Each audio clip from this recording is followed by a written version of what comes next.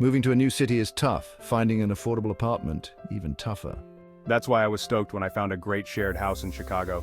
It was close to work and had a cool common area. 3 other guys lived there. Mark, a friendly musician, John, a quiet programmer, and Dan, who kept to himself. Dan was an enigma. He always seemed to be lurking in the shadows, never engaging in our conversations. He would just nod politely and disappear into his room. I tried being friendly, but he was like a wall. I figured he was just shy. One night, we all ended up in the kitchen making late-night snacks. Mark was telling a hilarious story about a gig gone wrong. John was actually laughing. It was a rare sight. Dan just sat there, stirring his coffee, his face unreadable. I remember thinking, this guy needs to lighten up. Little did I know, something darker was brewing beneath the surface. It started small. A $10 bill disappeared from my wallet. I thought I'd just misplaced it. Then my favorite watch went missing. It wasn't expensive, but it had sentimental value. I searched everywhere, but it was gone. I started to feel uneasy. More things vanished. A pair of headphones, a gift card, even a bag of my favorite coffee. I knew something was wrong. I hadn't had any guests, and I always locked my door when I left. The only logical explanation was that someone was stealing from me. Paranoia set in. I started suspecting everyone. Mark seemed too carefree to be devious, and John was so timid I couldn't imagine him stealing. Then there was Dan. The thought of him sneaking into my room sent chills down my spine. I needed proof, so I set a trap. I strategically placed a $20 bill on my desk, making sure it was visible. Then I rigged my webcam to record.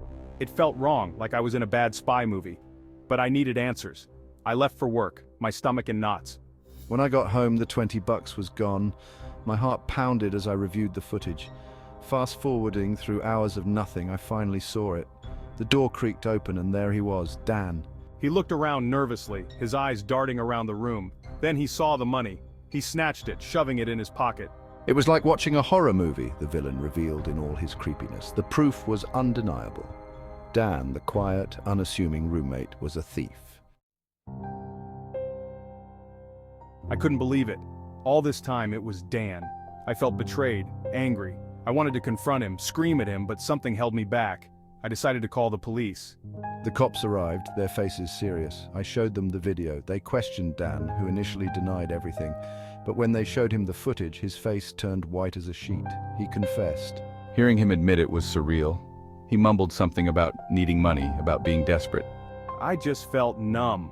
The cops took him away and the other roommates were in shock. It was the most dramatic thing that had ever happened in our quiet little house.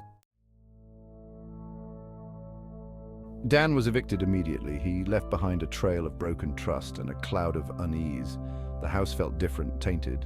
We barely talked about it, but the unspoken tension hung heavy in the air. I couldn't shake the feeling of vulnerability. My own home, a place that should have felt safe and secure, had been violated. The fact that it was someone I lived with, someone I saw almost every day, made it even worse. I knew I couldn't stay there. The memories were too raw, the sense of betrayal too strong. I found a new apartment, a small studio, all to myself. It wasn't much, but at least it was mine, a place where I hoped to feel safe again. Moving out didn't erase the experience. The betrayal lingered, casting a shadow over my perception of shared living. I couldn't help but be wary, suspicious of every creak and groan in my new building. The experience taught me a harsh lesson about trust. It made me realize that you never truly know someone, not completely. And sometimes the people you think are harmless can surprise you in the worst possible way.